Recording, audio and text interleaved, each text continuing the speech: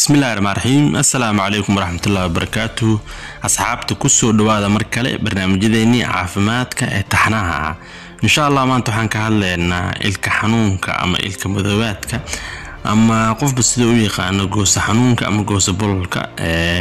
إن شاء الله وحن شيء دونا وحصرو انت بدن in bulshadeen iska saaraan ama iska bixiyaan goosaha goorma ayaa la bixiyaa mataqaana ilkaha ama goosaha shuruudaha qofka laga rabo markuu mataqaana uu bixinayo sidee loo hortagaa in ilkaha ama goosaha madoobaadaan ama mataqaana gudud halkaas ay ka sameysmaan maxaa keenay in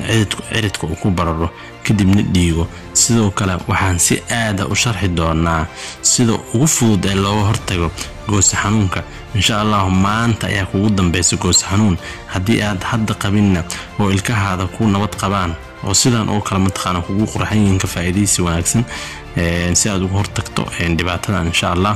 مركا كفائدي سهو أبون سفي عن أولو الصعب وهي سؤال أنا كومنتي نورب إن شاء الله سدق دقايق كوسو جواب دونا دوال إنه كوسو دواد مركلة caafimaad channel kala soco barnaamij caafimaad oo taxana talooyin muhiim ah oo ku aadan caafimaadka sida wacyigelinta bulshada ee ka hortagga xanuunada halista ah iyo daaweyntooda kala soco caafimaad channel maalmaha sabtida talaadada iyo maalinta jimcaha waxa barnaamijka idin soo gudbin doono Dr. Timujira fadlan subscribe sa channelkeena haddii aad ku cusub tahay sidoo kale muuqaalada aan soo gelino like saar waana ku mahadsantiin daawashada muuqaalada aan soo gelino mahadsanidin afbololka ama ilka bololka waxaa la dhahaa markii ay madoobaadaan ilkaha ama goosaha sida hortiina ka muuqata marka su'aasha ayaa ah maxaa sababa in qofka ilkihiisa sidaa noqdaan ama sidaas noqdaan kadibna mataqaanaa burburan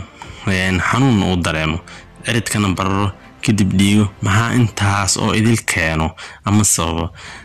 waxaa sababa dhowr waxyaabood oo mataqaanaa isku tagay oo haddii mid ka mid la waayo ee adag tahay in ilkaha sidaa noqdaan marka maanta baro si aad ugu hortagto insha Allah waxyaabahaas keeno mataqaana ilkaha inay sidaa noqdaan marka koow waxa kamid ah wax loo yaqaan poor oral hygiene ama qofka mataqaana in afkiisa mataqaana nadaafadiisa uu ku dadaali waayo oo loo jeedo hadii qofka afkiisa nadiifin waayo oo cadeyn waayo maalinkii ugu yaraan mataqaana hal mar ama laba mar maxaa dhacayo waxa dhacayo in waxyaabii uu cunayo isku jir mataqaana oo kamid ah macnaha cuntada oo kale oo gaar ahaan cuntooyinka macmacaan la inta badan waxyaabo macmacaan anaga aad uma naqaana laakiin waxa laga wadaa mataqaana bulshada ma fahansan ka wada laakiin waxa loo jeedaa sida saxda ah bariiska iyo baastada iyo mataqaana canjeerada waxay kamid yihiin waxyaabo macmacaan maadaama waxay ka sameeyeen in sugar ama glucose waxa lagu tiriyaa marka caafimaadka laga hadlayo waxyaabo macmacaan marka waxyaabo macmacaan oo cuntada ay kamid yihiin koow hadii mataqaana isku tagtayaan koow laba mataqaana lagu daray mataqaana saliivada ama candhuufti saddex mataqaana fluidiska ama dareerayaasha ama cabnay mataqaana oo isku daray saddexdaas oo isku tagtay hadii mataqaana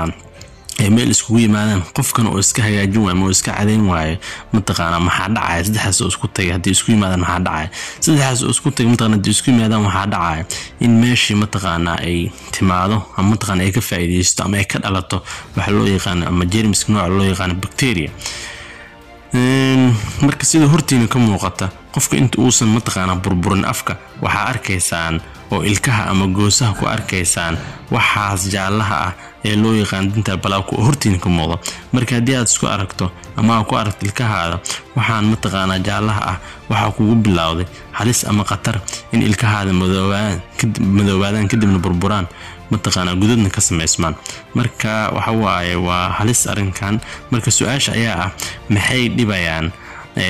waxaan jaalaha ah halkees ay ka yimaadaan sida hordhiciiba soo sheegnay midabkan waxa uu sameysmaa kadib markii isku tagaan cuntadii cuntay biyihii macaanay oo aad cabtay iyo sidoo kale candhuuftii ama saliivadii saddexdaas oo isku tagtay mataqaana oo hadii qofku uusan iska nadiifin ee jaanis isku helaan inay isku tagaan mataqaana ayaa sameeyay waxa loo yaqaan dental plaque oo midabkaas hortiina ka muuqda oo jaalaha ah marka hadii intaas sameysmato maxaa dhacayo waxa dhacayo in meeshii mataqaana ka faa'iideysto ama ka faa'iideystaan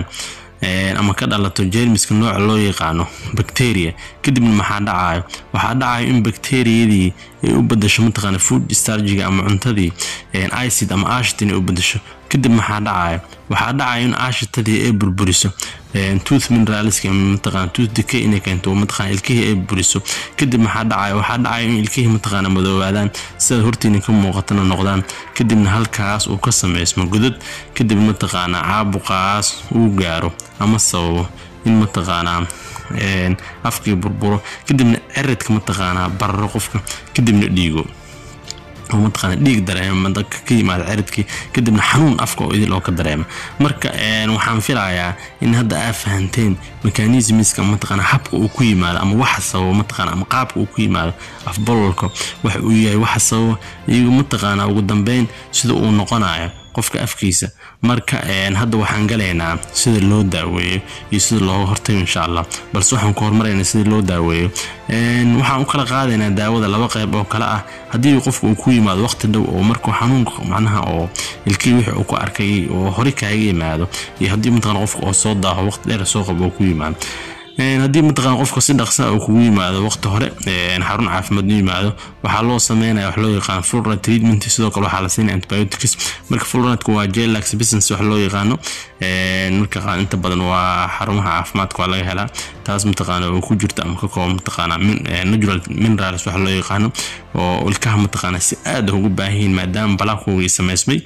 waa hadii qofka uu si degdeg ah u yimaado xaaladaha hore marka ka waran hadii qofka uu yimaado waqti dambe oo aan ula jeedo xaalad mataqaana ay sameysmeen godad waaweyn maxaa dhacaya markaas fluoride waxba kama tarto waxaana loo baahan yahay wax bulshada u taqaano buuxin oo meeshaas in lagu buuxiyo maadaama mataqaana boos weyn uu ka banaaya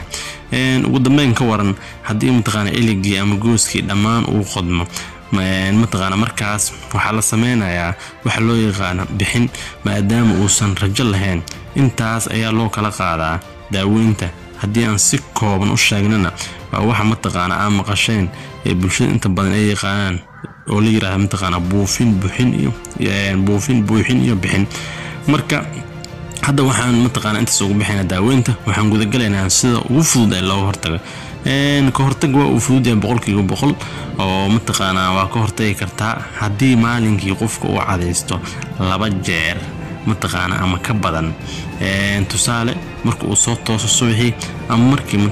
markii oo jiifana labaas mar ducada waa muhiim hadii uu ka badin waa ka sii fiican marka insha Allah ma taashan inta soo ku eegay wixii su'aalaha comment inoo reebo. Assalaamu alaykum wa rahmatullahi wa barakatuh.